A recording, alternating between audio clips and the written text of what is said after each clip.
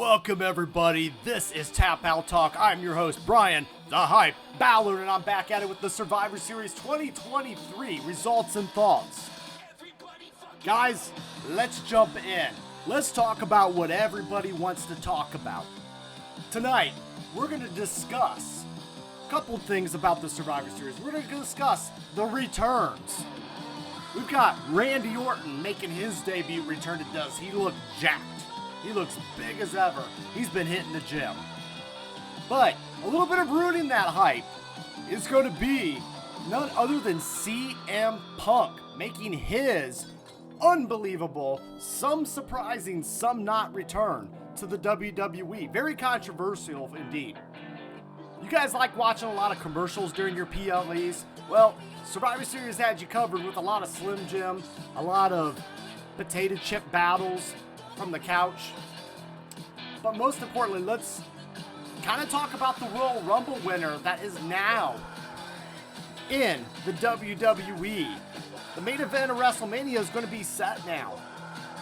And it has nothing to do with Cody Rhodes, at least for one night. Well, guys, I want to just start out. Let's talk a little bit about this whole CM Punk thing. I feel the need to get that out of the way right away at the top of the program here. So, I went to the community. I went to the Twitterverse, the Xverse, and I asked you guys because I needed your help. I needed your thoughts. I had such conflicting feelings about this return of CM Punk. And here's what you guys in the community are thinking. By the way, if you guys want to connect, follow each other, let me know. It's at the Bryan Adkins on Twitter X. But I asked the question, very simple. You guys really care? I need your thoughts on the return to Survivor Series. And I had a picture of CM Punk. And my buddy James, shout out James, I know you're listening, states he takes Cody's place on Raw. Cody now can move the SmackDown to go after Roman once again and allow Cody to finish the story. I could see that happening. James, check my buddy James out. Zero Beast. At Zero Beast. At Real Dan Sinden. Dan Collin, he says, hey, it's cool. He's a needle mover. But he comes with a little bit of excessive baggage. You guys think that he does generate a lot of buzz, right? We're talking about him. I'm talking about him.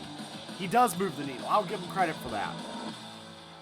What does this do? Does he come with a lot of baggage, and can the WWE handle that baggage? Sarah Golding, Execution 84, one of my friends out on Twitter. She says, to be honest, it's a bit of a mental more in shock than anything else. I gotta agree, Sarah. I was shocked. I can't believe they pulled the trigger on it. I did not think it would be Survivor Series. I thought he was kind of in their back pocket and had all the control. I guess the second city Sane in Chicago was just too much to keep away. I had High Own Wrestling tweeting at me. I personally don't care for him, but it is what it is. I hope he doesn't destroy the locker room. I feel it, guys. There's a lot of pressure there.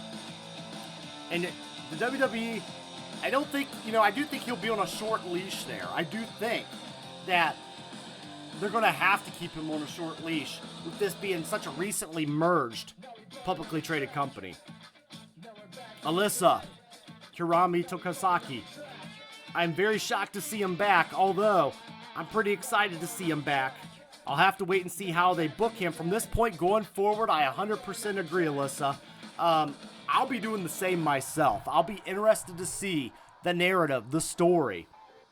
Punk has a way of hooking you with words. I'll have to kind of see where this goes myself. Dark Scales had a lot of things happening all at once with bodily fluids. But it was in a positive manner. I just had to laugh. It was good comment there. Jameer, I barely watch WWE, so I don't care. If it'd be on AEW, I'd lose my shit. It's a good point. Especially, wouldn't that have been the ultimate swerve job if he went back to AEW? That relationship really was that bad. Hey, Michael Floyd Hardy. My attitude was always, why not? Yeah, it's a good open-minded approach, man.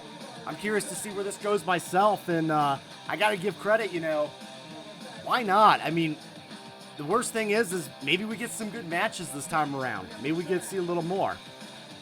DRB4L. Dylan, I was surprised that he returned. I thought he was going to stay retired, but now he's returned to WWE. I wouldn't mind seeing Punk versus Finn Balor at WrestleMania. That's an interesting note. I think they could put together a fun match. I also think Seth Rollins is going to be in play in this one as well. Kane believes that he'll be fired in 6 months. Unfortunately, it could be true. You never know with Punk what he brings. Anthony, my buddy, If It Bleeds X4, longtime friend of Twitter. He says, I sure am excited. I sure do. He was the only reason I watched AEW. That's a good point. There's a lot of good reasons to watch AEW. I still got like a lot of things going on there, but I see what you're saying. He did draw people in really well. A couple other you guys, I can't read them all. There was a lot here, but, Erica Malarkey, hey, it sucked. Drew got kind of dicked over, and I hate Orton and Punk. Yeah, I mean, Drew, this was supposed to be kind of a bigger return for him, and he's kind of an afterthought. I got to see that point there. A lot of you guys think, no, it's not excited to see Punk back. I've also got Chokeslam Wrestling. I really don't care because this guy's a hypocrite. But when he does face Roman, I'll be watching to see him get beat by Reigns. Yeah, Roman Reigns will bury him in the WWE. I'll say it now. They're not going to throw away one of the longest title reigns in history for the likes of CM Punk. Trust and believe that. Nikki_LFC. A star is back in the big leagues, as always. It's good news. Yeah, it's a very good point. And I really like your take there on that, Nikki. It's a very good point. I'm going to keep the biggest open mind with this. But man, it's a short leash with me too, you guys. Hey, Keith G. Fleming Sr. Yeah, Keith. He said that it killed Orton's return. Yeah, it kind of did. I was excited, and I almost tweeted out, we didn't need this. Randy was enough for me. I don't know about you guys, but I was excited to see Randy back, and he is jacked. Man, it was good to see the Viper back in the ring. Hey, Johnny Sky. I liked your comment. I absolutely care. I wanted to see him since I was 12 years old to see him back in WWE. Never gave up hope, and it finally happened. I'm excited. I'm so happy for you, Johnny. It's very cool, and as fans, we should enjoy what we get to see. So I'm glad to see that this is going to bring some people some happiness, and hopefully we do get to see what we want to see, and we are disappointed. I'm fearful of that piece, and I hope that does not happen.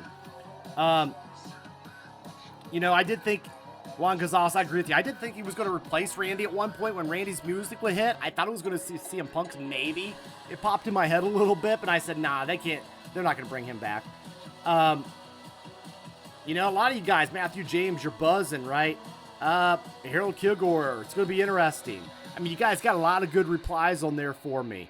Air Jordan 1987. It's kind of whack, honestly. He bites himself in the ass everywhere he goes. There's tons of guys in the locker room that don't like him, and I think this will do more damage internally than anything. This might be an early Christmas gift to Tony Khan. Never know. I mean, I remember Triple H saying and commenting when he went to AEW, good, he's their problem now. Well, at the end of the day, Triple H is doing what's best for business.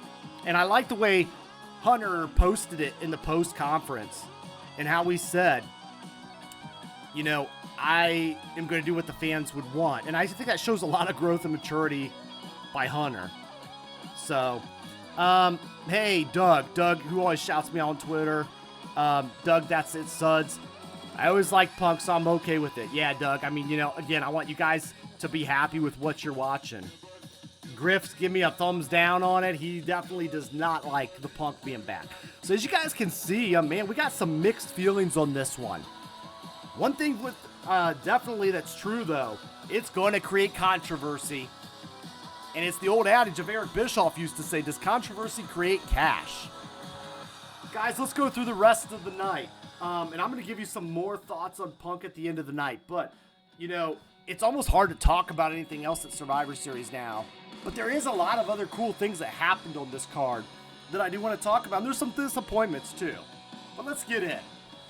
So, we've got the War Games match that started out the show, and I gotta be honest with you guys.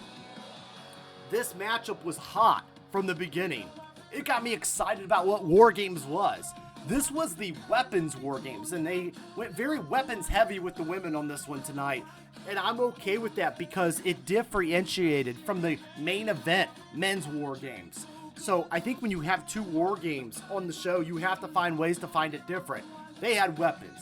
They had tables. They had no ladders, but they had tables. They had chairs. They had trash cans. Oh my. They had kendo sticks. Lots of kendo sticks. Ultimately, Becky starts off for Team EST, and Bayley is the first person to start off for her team for damage control. You get the feeling that Bayley is kind of the odd one out here as we're all speculating. Bayley starts with some strikes, but Becky fights back and sends Bayley into the corner. They wind up on the top rope fighting over position. Becky tosses Bayley and misses a flying nothing, and then they just start trading strikes for a bit. So yeah, these two kind of start out. Then, at next point, we get Shotzi coming into the ring. So we now got a 2-on-1 situation as she gets the advantage for her team. Fast forward a little bit, we get some victory roll spots. Shotzi sets up some chairs, launches herself off of it, hits a cannonball into Bayley. Bayley rolls to the other side of the ring. Shotzi tries a suicide dive between both ropes, but Bayley catches her with a cutter. A little prelude for later with the cutters that are hit by Orton and Rhodes. We got Becky, who has a kendo stick now, and she and Shotzi catch Bayley between the ring and whack her before Bayley climbs to the top of the cage. And we are given a reminder in this. If you escape, I always ask this, if you escape the cage before, your team is automatically disqualified before all participants are in the ring. It was a nice job of the announcers tonight, Michael Cole, to bring that up. I love and I pay attention to when there's a good narrative and explanation. And we got to think of that not just for these long-term fans like you and I, but for the casual watchers that may be chiming in. And maybe somebody has watched their first War Games match. I got to say, if this is your first War Games match, it's not a bad one to start out with. We get Io bringing in some chairs from under the ring when she jumps in. And then later on, Belair brings really no weapon in. But you know what? She's got her hair in two braids tonight, and she starts just whacking everybody with her hair. I asked somebody, tonight, one of the female people, I said, does it actually hurt when you get hit with hair that long? She told me no. Girls, let me know. Maybe you had a different experience. I'm sorry if you did have an experience where somebody smacked you with your hair. So then we get Kyrie joining the fray. Kyrie does this weird marching as she walks down to the ring. Didn't really like that. I kind of felt like in War Games, there's a little more urgency when your team is getting the crap beat out of them. I think you want to get in there and help your team. She kind of took her good old time. Kind of happened in the guys match a little bit too. So we've got Becky and Belair grabbing chairs into everyone. Kyrie cuts that off and Damage Control lays chair shots. Charlotte then grabs no weapons and she just charges in. That's what's up, Queen. I can tell you got wrestling in your blood. There's chops for Kyrie and Io, and then an attempted fall-away slam into the cage on Kyrie, but it kind of hits the ropes instead. Io tries a Hurricane Rod on Charlotte, but Charlotte catches her and power bombs her into the cage. It looked like that hurt. Her head dragged all the way down the cage. They didn't show the replay. Makes me realize it might hurt more than we thought. Charlotte grabs Io on the shoulders later. We get a lot of back and forth, a lot of just pandemonium in the match, but ultimately, we do get Bayley doing some elbow drops on Charlotte. We get a Kairi Sane cool elbow drop in this matchup too on some chairs. That was kind of cool. But ultimately, we get some stare downs between Charlotte and Becky. Guys, I told you Survivor Series plants the little seeds, right? Survivor Series plants seeds of what they're going to do at Mania. Book it now. The man Becky Lynch versus Charlotte Flair at WrestleMania. I'm calling my shot. That's going to be your matchup for Mania. It's got to be bigger than life. Flair, Lynch, one-on-one. Bayley shoves Kyrie out of the way of a Charlotte spear, and then Shotzi goes for a senton, and Belair then hits the kiss of death to Bayley. The table is up. Becky's on the ropes, and Belair hoist. the body up for Becky to hit an avalanche manhandle slam through the table, and that's the end of it. 1, 2, 3, 33-minute mark. 33, 36 seconds. We've got Team EST climbing to the top of the cage. Very good opening match. The Chicago crowd, you're hot as always. Can't say enough about you guys. You guys didn't need CM Punk to be a good crowd. You guys are always a good crowd. But we get on to the backstage segment. This is where we get into sponsorship. Yeah, we got a sponsorship. So, biggest return of the night, as Triple H joked in the post-conference. R-Truth. We've got R-Truth, the biggest return of the night. It's kind of funny. And he's there, and he's arguing with a bunch of people on the couch. We got Chelsea Green, Piper Niven, everyone. At least everyone that doesn't have a match tonight, it seems. Arguing over potato chips. Because Ruffles is a sponsor. We get Akira Tozawa, I think he was in there. But, yeah, I mean, alright. We gotta get the potato chip spot. This won't be the only night that we see the shameless promotion and the sponsorship. That's fine. Do your quick skits. There's a lot of commercials in tonight's show. Anthony and I were talking about that on Twitter X. That was a little much for me. But let's get on to the next matchup. And that is the Intercontinental Championship. Gunther versus Team Ohio, The Miz. We got some circling to start this matchup. The Miz lands a leg kick. Gonna be honest with you, when Miz started kicking these leg kicks the way he was kicking them tonight, I seen a little bit of a nod of CM Punk-like kicks. I think that was the Miz's way of saying he's made peace with Punk. There was a report that Punk was backstage and tried to make peace with Miz about a year ago. But ultimately, I think that was Miz's way of just kind of nodding at him. I did get Punk vibes when I seen those kicks, and I kept pushing it out of my head all night. Should have trusted my gut. So eventually, they do tie up, and Gunther forces things into a corner. Then Miz avoids a chop and lands one to Gunther. He no-sells and it just kind of stalks him again. Gunther's a monster. He's a beast, right? It's going to take more than a few kicks to take him down. Miz kicks Gunther to avoid a single Boston leg. Miz tries to attack when the strikes are back. Gunther into the corner, slap for Miz. Gunther is pissed and chases Miz around the ring. It makes me wonder in this matchup. So, there was a point in the match where I was starting to believe that Miz just might be the one to break the streak. Be very Miz-like. Be nice for Mike to get that kind of heel heat, breaking the streak of Gunther so Gunther can move on to other things. I'm going to tell you guys about that. But ultimately, we get another boot from Gunther. He poses for the crowd, enjoying the boos. They're selling this really good. Miz counters with a powerbomb and a Hurricane Rana and kicks the leg of Gunther a few times. You got to chop down a redwood tree that's Gunther. You're going to have to take out, one swinging axe at a time. The Miz with more kicks in the corner. Gunther chops away at him. Miz comes off the rope. Around with a DDT for a 1 and a 2. Gunther chops away at the Miz. Keeps going. Gunther avoids the skull-crushing finale. And he turns the Miz with a folding powerbomb, but the Miz kicks out at 1 and 2. Some stomps from Gunther as he tries a sleeper, but it's the Miz that's able to fight the ropes and remove a covering turnbuckle in which we thought this was going to be the end of it. We get a low blow while the ref tries to put the turnbuckle back. There's a skull-crushing finale from The Miz, but Gunther kicks out at 1 and a 2 of the skull-crushing finale finisher of Mike Mizanin, the 8-time Intercontinental Champion. The Miz tries it again. Gunther counters it into a sleeper again, but gets rammed in the buckle. Miz then does a pin out of the sleeper, kind of Bret Hart from 97 Stone Cold match in Survivor Series. Not 97. I'm trying to remember what year that was. But I will say, it did remind me of Austin and Stone Cold. They started trading strikes, and Gunther hits a lariat on the Miz. Gunther splashes up to the top, but Miz doesn't like it, and then goes for a Boston Crab. The Miz reaches for the ropes. Gunther pulls him away and turns it into a Boston Crab type Chris Jericho style, almost like the Lion Tamer. And he gets the tap at the 12-minute mark. still your dominant Intercontinental Champion, Gunther. Guys, I'm going to tell you this right now. Gunther is the real deal.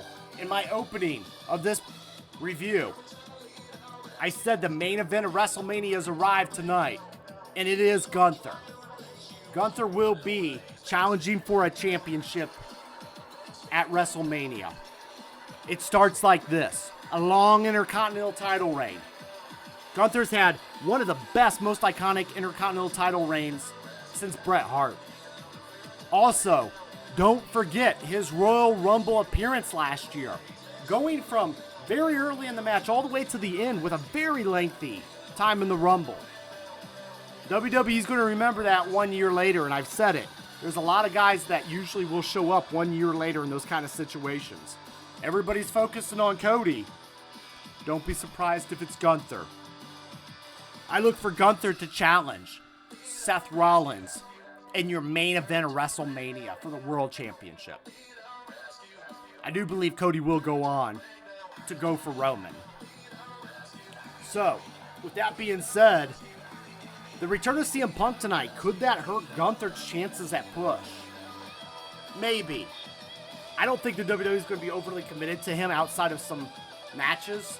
I don't think they're going to put him, in the title picture, or it'll be a very long time. But guys, I will say this. The Miz also, part 3 of this, my theory. The Miz is always the doorway to the main event. He's the testing ground. And Gunther made a very good post-conference promo saying that he ultimately believes that Miz does belong in the ring, just not with him. So guys, I do believe Gunther is up for big things. Next, we get a little bit of a cool-down match.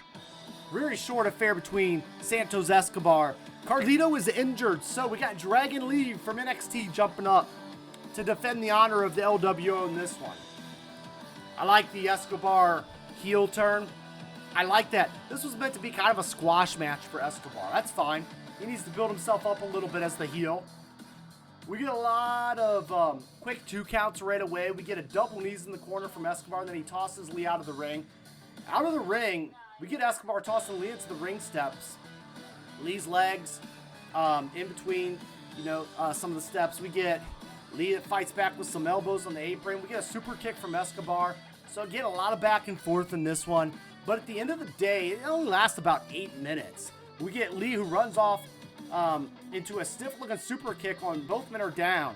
They start trading elbows now. Escobar then lands more, then trades a knee strike before Lee avoids a clothesline.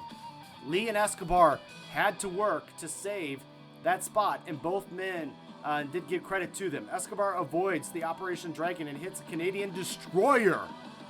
That's what that move is. That's a Canadian Destroyer. I forget what they called it. They called it a South Under Somerset or something like that.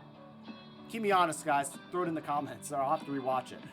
Then the Phantom Driver to get the win. Again, Escobar in about the 8-minute mark. And then, once Escobar gets the win, we get another commercial, or in promotion, I should say, for Slim Jim. Got a history of wrestling. Ooh, yeah! We get the New Day arriving in a Slim Jim branded car. Shout out to Kimberly Ford, the queen manager of TNA. She tweets out, I had to retweet her. Thank you, Kim. Why is there a bunch of 69s on the hood of this car? You guys look at my Twitter at TheBrandX. Just check that out. It's kind of funny. Or check out Kimberly Ford's. But I don't know why she was thinking like that. She looked in, I was like, dang, that is real. What's up with all the 69s on the Slim Jim hood of the car? It's a little funny. But ultimately, they eat Slim Jims. The New Day arrives. That's about the end of that. I guess we got to have it, right? They're paying the bills. Then we get to the Women's World Championship match. Man, Rhea Ripley's a champion, isn't she? We got Zoe Stark. Nobody's blaming Zoe Stark if she's losing to a great champion like Rhea Ripley. I told you guys before, I've got so much respect for Rhea Ripley. She didn't work out originally, went on the indies, completely reinvented herself, came back from a knee injury. Man, the rest is history. She's one of the best things going on. I like championship defenses like this. Intermittently. It gives a rub to girls like Zoe Stark, but it also gets Rhea Ripley a little bit of a defense just to keep the legacy going. It's hard to believe she's only had that title less than a year. Mania last year she won it against Charlotte. And I'll be honest with you, it feels like she's had that title for so much longer, but it's been good. She's good. So we get some trash talk originally as this match starts out. The crowd's very pro Ripley, I mean, as they should be. And then we get, some diving to the floor. We get back in the ring then, and then we hit a springboard drop kick for a 1 and a 2. And then we get an apron now, and then they fight over a suplex. Stark fights free. We get a lot of back and forth again. We get an electric chair drop spot. We get some headbutts from Ripley. Like I said in this one, I could feel like Ripley was kind of not trying to do anything crazy here, but also not trying to do anything slow. So she's very moderately paced in this one. We do get some victory roll at one point from Stark, and then she gets only a 2 count out of that victory roll, and then she kicks Ripley and tries a German suplex, but Ripley fights free with an elbow. We get a Northern Lights suplex, and then Stark, at this point, eggs her on a little bit. And then we get the riptide, but Stark slips free and hits a German suplex, then a running knee for the 1 and a 2. But Ripley blocks the Z360, and they trade strikes before Ripley hits the riptide and wins at the 9-minute mark. Rhea Ripley still your World Women's Championship, as it should be. This won't be the last we see of her tonight. We're going to see her in the main event. Hey, before we get to that main event, I just want to say like, share, subscribe. Thank you guys. If you guys just hit the like button on this, it helps me out so much. I'm grateful for each and every one of you. Also, I'm grateful for you guys over on Twitter, on X. Let's talk wrestling always. Relax and enjoy yourselves. It's the best part of the IWC. Check out the Wrestling Fans Insight over on the fansofprowrestling.com. And if you have a podcast and you want to maybe be a part of the team someday, you know what? Hit us up. Let's talk. Let's make sure we're right for each other. But I tell you what, we want to be a community of podcasts over at the fansofwrestling.com. And we get to the main event, the War Games match. Can't believe there was only 4 matches on this card tonight. 2 of them War Games matches. That's okay, though. No, I'm sorry, 5 matches on this card. But ultimately, we get Ballard going to start things off for Judgment Day. And then we get the smart choice, really, because, Finn is the leader, right? And Rollins heads down for the faces in here. Rollins comes down, so you got Rollins and Ballard. These two got history. I like that choice. It's a very good choice to play on the history and the feud these guys had over the summer. So I like that starting out in the matchup. Rollins jumps across the space in between the rings. At one point, does kind of take a smack on that. We get strikes from Rollins and Ballard. We get some audible CM Punk's chanting. There was a backstage segment earlier tonight where Sami Zayn, where the CM Punk chant started, and he had to ignore it. Crowd was very hot for Punk. It should have been in Chicago, right? Rollins bounces Ballard off of the cage for a few times, and he gets a crowd to sing his theme. And then he cuts off the chants. Ballard avoids a buckle bomb, lands a clothesline. So then we get, again, there was some more CM Punk chants. You can really hear it from this group. So at this point, Rollins hits a pedigree, but Ballard backs away out of it. And then we get, Rollins again going back and forth, get more CM Punk chants. And then we get JD McDonough into the match. And so we got a little bit of action there. The matchup for me in this one didn't have his weapons like the girls match. That's fine. That needs to be differentiated. But did run a little slower in the beginning for me. And I found myself, even though I liked the match, I found myself waiting for where they were going. I was waiting for the go-home moment. Truth is, I want to see Randy Orton. It's been such a damn long time. I wanted to see Legacy go at it in the ring. We were worried if he was going to make it or not. We get Damian Priest enter in the ring. We also get a little Drew McIntyre enter the ring. And I got to give credit. There was some nice comparisons with Drew McIntyre and Damian Priest. Nice little, dual power slam. Made me realize that those two are kind of equal. So we keep going in this matchup as we get some nice spots there. And then eventually we get down to Rhea Ripley making her way down to the ring. As all the competitors are in the ring except for one. She's got the Money in the Bank briefcase. Damian Priest teasing the cash in. Rhea cannot get, just as the cash-in happens, I hear voices in my head. Randy Orton gets a huge ovation from the crowd. Randy comes out and he looks, like I said, he looks jacked. He's been hitting the gym. Looks like he's put on a lot of mass in a good way. Randy kind of plays to the crowd, plays to the camera, enters the ring, beats up Dom for a bit, power slams in for Dom and JD McDonough. These are great guys just to kind of feed the, Randy. And then we get a hanging DDT for Ballard. Drew and Randy stare down each other. Wow, good play on history. So we did two things in this match. We played really well on Rollins and Ballard and their history. And now we played really well on Randy Orton and the history that he has with Drew McIntyre. Remember their ambulance match? 2020? I tell you what. So I will say that was very nice psychology by WWE Play. And then they said things have changed a lot since Randy's been out. So at this point, we get all of Team Cody just going at it with Judgment Day. All battling like crazy in the ring. Pandemonium's going wild. They're breaking free. We then get really good storytelling with Randy Orton once again. And Randy starts talking and looking at Jey Uso. And we're reminded that it was Jey and his brother Jimmy that put Orton out of action. Great storytelling. I love when WWE gets it right and they don't think that we're ignorant and they let the storylines continue. Jay's looking a little worried, but then he super kicks, just missing Randy, and hits the opponent. So then at that point, we get a little more of just the back and forth. Randy looks like he's forgiven Jay for now. Mark my words, that's going to end up being a feud. Maybe not a Mania, but maybe a little sooner. That might be a Royal Rumble type feud. It's a way, too, to get Jay something to do. Randy stands below them. And then at this point, he calls for a toss. So Randy can show off his timing once again. He catches a very sick RKO. Priest eats the crossroads. So Randy hits an RKO perfectly out of nowhere. Then we get Priest that takes the crossroads from Cody Rhodes. 1, 2, and 3. 34-minute mark. We're done. The good guys have won. It's a great celebration, great return. It was nice seeing the Viper.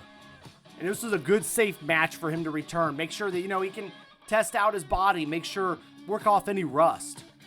I think War Games was the perfect time for him to return. Him and Cody celebrate. Nice to see Legacy teamed up. I like that they played that he might not show up. Not going to lie, I did kind of think at one point that he might be the replacement for Orton. And I thought we were going to get Punk's music, but didn't come to fruition. I was okay with that. I was happy. We're going off the air. I looked at the clock and I said, ooh, we still got a little time to give. But I said, nah, they own their network basically. They can leave the air when they want. Then, just as we get a little bit of a troll, we get going off the air, we get the Survivor Series logo. They start to pan the camera out. And none other than CM Punk's music hit. It's Cult of Personality. And it's crazy. I heard that Living Color and the Cult of Personality theme was actually remixed and released yesterday. Some of you guys said that was a nod. I'm going to have to listen to them side by side. I couldn't hear much of a difference tonight if it was a new remix or the old Cult of Personality. I'm a sucker for that theme song. Huge sucker. But I will tell you this. It does get me excited. I like that Punk walked out in tennis shoes, jeans, and a t-shirt as you see here. I'm okay with that. I got mixed feelings on this. It's good for wrestling, though. I tell you that because I'm going to be interested. We're going to be talking about it. Hell, I had to tweet about it because I needed your guys' thoughts. I'm so mixed on my feelings on this. A lot of me doesn't care, but I also do kind of take the idea of why not? What do we got to lose? Worst case scenario, we get something really, really cool. That's the best case scenario, right? I should say. Worst case scenario, it becomes irrelevant after WrestleMania. I think that leash is tight. I think it's short. Be interested to see where it goes. I'll be interested to see what the reaction is going to be outside of Chicago. They might have Punk back. I don't think he's going to be a hero. Let's get to the final thoughts. All right, guys. So, final thoughts on here. Survivor Series. It was a bookend show, and what I mean by that, not in the sense of storytelling, but we opened with the same kind of match we finished with. It's very tough to put 2 matches on your card that are the same, but I thought the WWE did a really good job making them different. The women's match was a great opener, kept the crowd hot, lots of weapons, more of a hardcore style War Games. And then we ended with our main event, our storytelling of the Mystery Men. I do think that CM Punk's return did kind of overshadow the Randy Orton return. That's a shame, because I was like, we didn't really need that.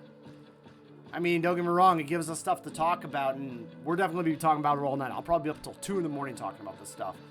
But ultimately, Survivor Series, it's good fun and entertaining. A lot of commercials tonight. I wasn't really liking that. A lot of commercials. I get you got to pay the bills. But guys, let's lighten it up a little. It's not Monday Night Raw. It's not public TV. These are meant to be something special. But at the end of the day, WWE did stuff for the main event to make it feel special enough. I will say, I do want to see in the future some mixture, right? I would like to see Survivor Series related matches, more the traditional sense, along with a War Games. Maybe a Survive the Clock challenge. Maybe Elimination Chamber. Let's mix it up a little every other year. Ultimately, I think Survivor Series, Survivor wrestlers could gain access to the main event of the Elimination Chamber and War Games. So maybe, we talked about this a while ago on, I believe it was a Twitter space, and I think it was Carlos that said, why not let the winners of a traditional Survivor Series match get access to Elimination Chamber? Or even the War Games match itself. Let it mean something. Let them climb the ladder. Winners could receive, in my opinion, preferred drawing in numbers. So if you're the winning team of War Games, why not let that build to the Royal Rumble? I'll keep preaching that. Between picks 15 and 30. That means you're guaranteed to draw within picks 15 and 30 if you won War Games this year. I think it'd be huge, and it would give a lot of incentive for winning War Games and even getting to the War Games match. So have traditional matches, winners get to the War Games in the main event, so maybe you pull double duty that night, but then you're getting picks 15 through 30. You get to draw for the Royal Rumble top spots and increase your chance of becoming a world champion at WrestleMania. Also for fun, Sergeant Slaughter. Sarge, I want you to referee, special guest referee of War Games. I know you said you'd be up for it. I've tweeted at you. I would love it. I just think Sergeant Slaughter refereeing War Games would be a fun aspect some year. Let's get that done. I'll keep preaching for that as well. Well, guys, those are all my results and thoughts. Thank you so much for enjoying wrestling with me. Thank you guys so much for answering my Twitter question about Punk tonight. I really needed you guys' perspective. I needed to see what the community felt. Thank you guys for being the best part of the community. And let's head out. Like, share, subscribe. It's not goodbye around here. It's just game over.